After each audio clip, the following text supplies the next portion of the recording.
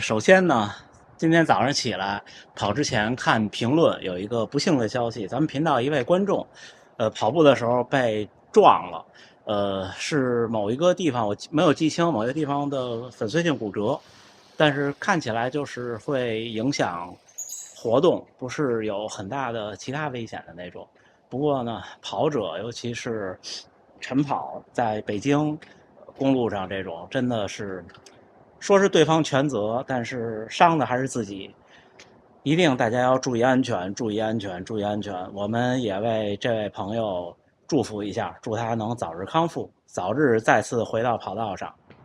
嘿，大家伙早喽！5月21号星期日，又是这条街，后边是通天阁，这就都是电子商品的这一条街。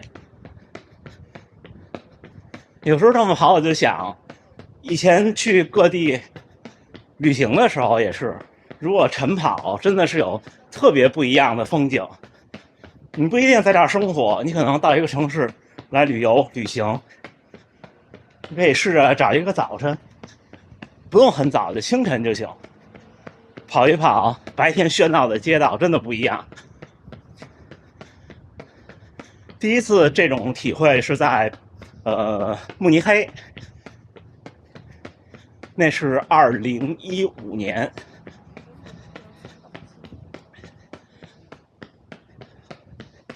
正好赶上啤酒节，就是10月节，都是各地区的游客。有一天早上起来，那有时差，以为不是故意早起，天刚微亮，我就出去跑了一圈，跑了5公里，那体验真的不一样。你看见的人，看见的景色都不一样。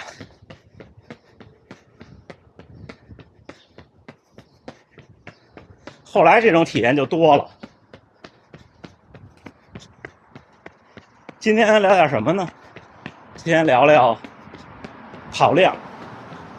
这几天我一直想说，之前听了一句话，说的特别对，我觉得就是跑量是决定你马拉松成绩的下限。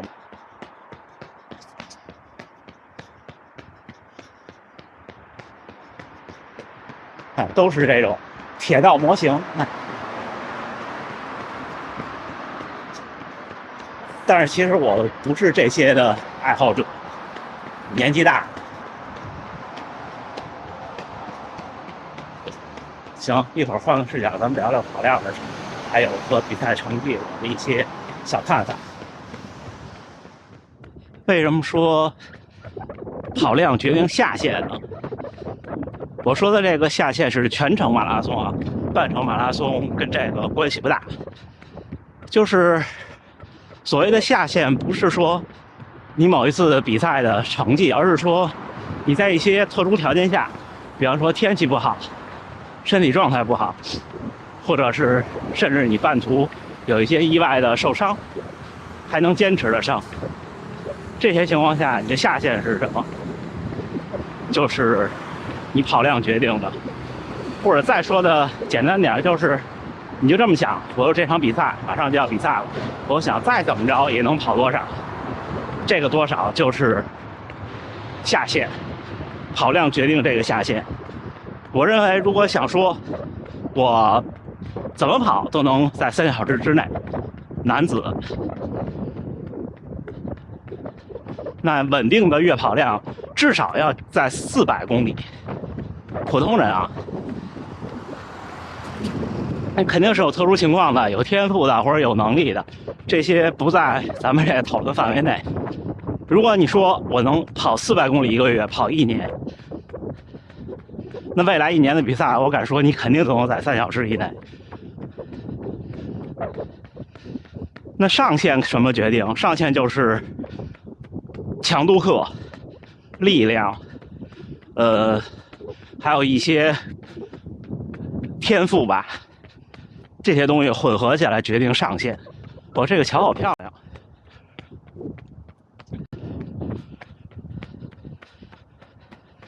这边在施工。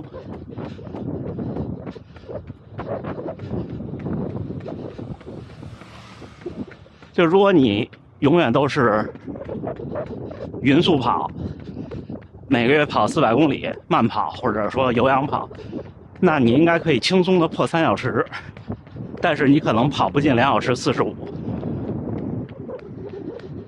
但是在这过程中呢，你如果掺杂一些强度训练，并且训练的强度到位，那你可能就是2小时40。我觉得进了3小时以后的成绩上下限大约在15到20分钟之间。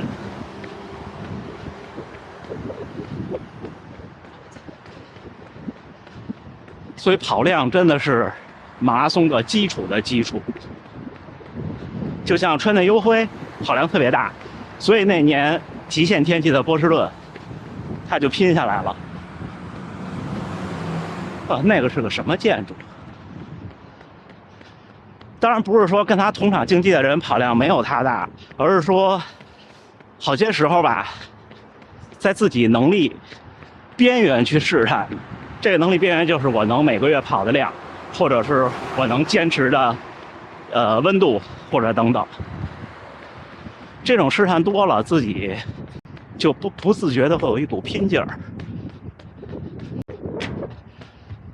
这种拼劲儿是所谓的科学训练给不了你的。说白了就是你吃了苦就能看到不一样的东西。而这种吃苦换来的这个视野，不是能够说清楚，或者说其他办法传授的。一个月400公里或者500公里真的是很难的。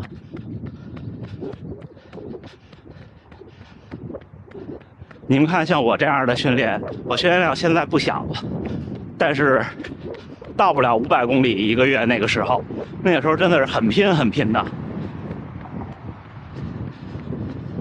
我现在训练4天，休息1天，这4天基本上是70到76公里，咱们就说72公里吧。那就是说5天一个周期，一个月6个周期，6、7才42，也就是450公里，加上休息日的慢跑。要想500公里，你还要多50公里。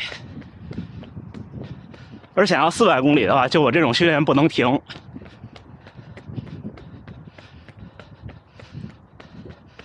所以这么练跑3个小时是成比例的，是付出值得回报的。马拉松就是一个积累的过程，无论是跑量还是一些各种天气的经验。天气经验这事儿回头咱们再聊。如果你想说我的目标是4小时或者3小时半，我觉得月跑量200破4是肯定没问题的。月跑量300破330甚至315都是没问题的，甚至可以破300，但是就有点极限。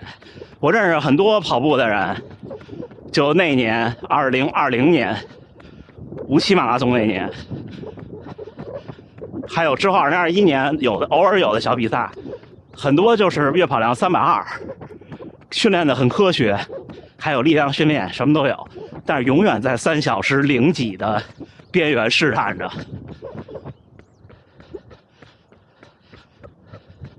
这是真实的情况。我相信认识的跑步的人多的小伙伴应该也有这个体会吧。300来公里一个月，那就是3小时周围在徘徊着。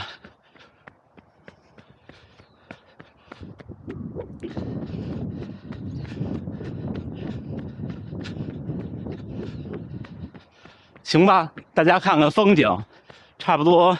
这是我对跑量的一点小不成熟的小观点，对，因为很多人会说有个例，个例肯定存在啊。这个是大阪市中央公会堂，是公会堂吗？看看，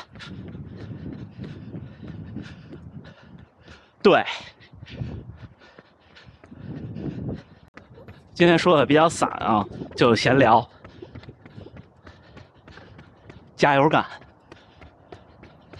哎，5月21号星期日清晨7点21，训练结束啊。今天出来的晚了10来分钟，起晚了。还是一个半程马拉松，1小时43，平均配速4分54，平均心率139，功率206，步频197。今天还是压速度跑，压速度跑。我所谓的压速度，其实就是5分钟上下，或者说是4分50到5分钟之内。因为你们看我的比赛的配速，如果是努力冲成绩的话，大概在3分45。如果是像这几次就是怎么说安全完赛的吧，是3分55。然后这样的话呢，往上加到1分钟多一点点，这就是压速度慢跑的一个配速吧。还行，今天跟大家聊聊跑量。跑量这个事儿真的是，第一是累计的总跑量要积累，也就是说，你怎么着跑1年，跑个大几千公里，或者跑2年，对，跑个大几千公里，你的马拉松成绩才能稳定。然后同时呢，每个月的跑量呢，比方说你能达到，我之前说达到300公里，坚持1年可以破3，这个就是相对于你相对极限一点。比方说，我就300公里一个月，我跑了1年，那你其实具备破3的实力，但是你不具备破3的稳定性。也就是说，具备实力不一定能够达成，但是要通过努力，就像我现在破240一样，就是你需要一些天时地利人和吧。之后如果你能达到400一个月，那我就可以说你可以在任何情况下稳稳当当的破3。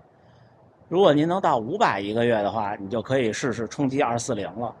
其实因为今年初的搬家，然后再加上去年底的搬家，今年初来到日本，加上2个月的比赛，这几个月我都没有到500。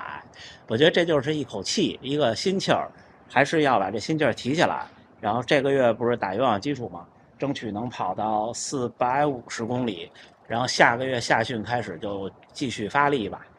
然后这样的话，秋天才能有一个好成绩。跑量有的时候是决定你的生理下限，也决定你的心理下限。它能给你心里有一个不自觉产生的自信心，这种自信心是其他方式给不了你的。